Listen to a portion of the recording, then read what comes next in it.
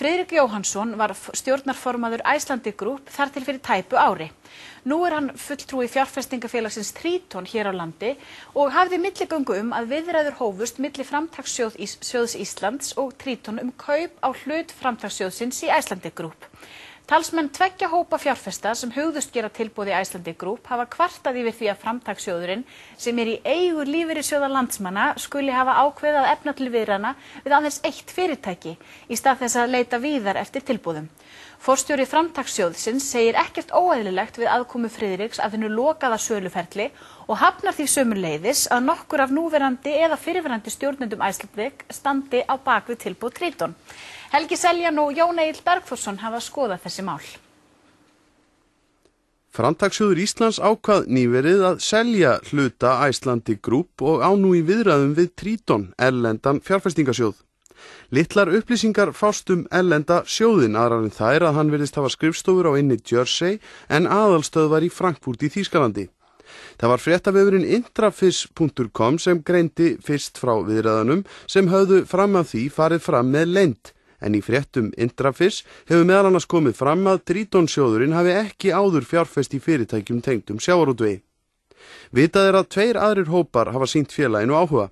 Annars vegar kanadíska stórfyrirtækið Highliner Seafood og fjárfestahópurinn Better Capital. Talsmenn beggja hópa gagnrýna harðlega að söluferlið sé ekki opið. Talsmaður Better Capital sagði þannig í samtali við Viðskiptablaðið fyrir viku að hann hefði ítrekað lýst yfir áhuga á því að gera tilboð í fyrirtækið en verið sagt að bíða þar sem félagið yrði auglýst þegar línur skýrðust. Það var þó ekki gert. Landsbankinn tók Icelandic Group yfir eftir bankahrun enda stærsti kröfuhafi þess. Áður hafði bankinn farið í gegnum fjármögnunarfléttu með því að lána nýstofnuðu skúffufyrirtæki 30 milljarða til að kaupa hlut í Icelandic. Stjórnarformaður skúffufyrirtækisins og Icelandic Group á þessum tíma var Friðrik Jóhannsson, áður forstjóri Straums Burðarás. Með þessari fléttu gat Landsbankinn látið líta út fyrir að skuldir Icelandic við bankan hefðu lækkað sem þessu nemur. Raunin varð önnur eins og Kastljós greindi frá fyrir rúmu ári. Í raun fóru 30 milljarðarnir í nokkurs konar hringferð frá Landsbankanum ofan í skúffuna upp úr henni til Icelandic og þaðan aftur til Landsbankans. Skuldin var hins vegar eftir í skúffufyrirtækinu. Í þessari hringferð var hlutafé annara eigenda skrifað niður. Nokkur þúsund manns töpuðu þannig eign sinni í félaginu. Sumir voru þó heppnari en aðrir.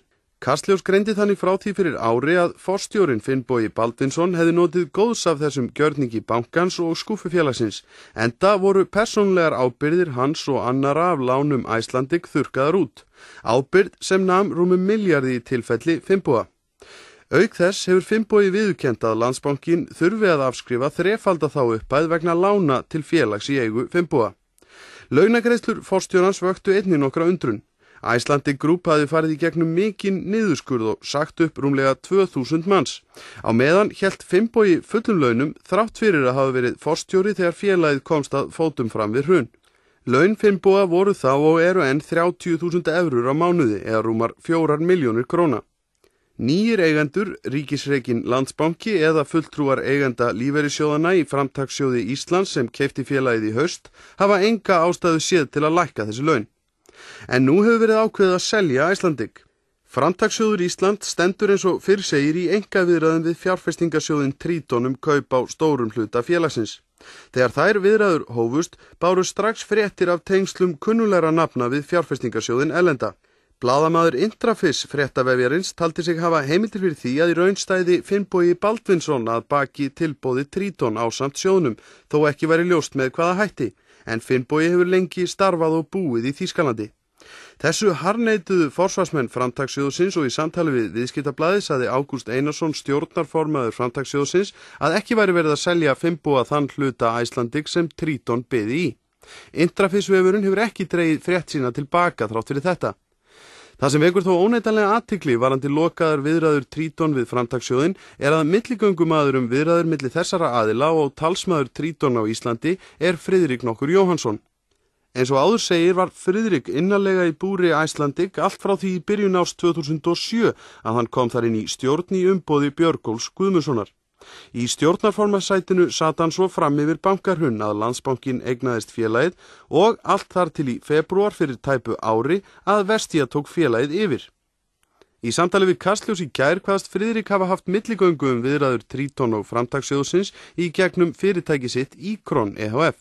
Hann sagði aðkomu sína að kaupunum einskorðast við þessa milligöngu og að hvorki hann né Finnbogi Baldvinsson ættu hlut í kaupunum að öðru leyti. Finnbogi Jónsson, forstjóri Framtakssjóðsins, vildi ekki veita Kastljósi viðtal vegna málsins en sagði að eina markmið sjóðsins með viðræðum við Tríton væri að hámarka arð af eign Framtakssjóðsins í Icelandic Group. Hann vildi ekki gefa upp hversu hátt verð Tríton væri tilbúið að greiða fyrir félagið. Hann sagði ekkert óeðlilegt við að Friðrik væri milligöngumaður í viðræðunum fyrir hönd Tríton.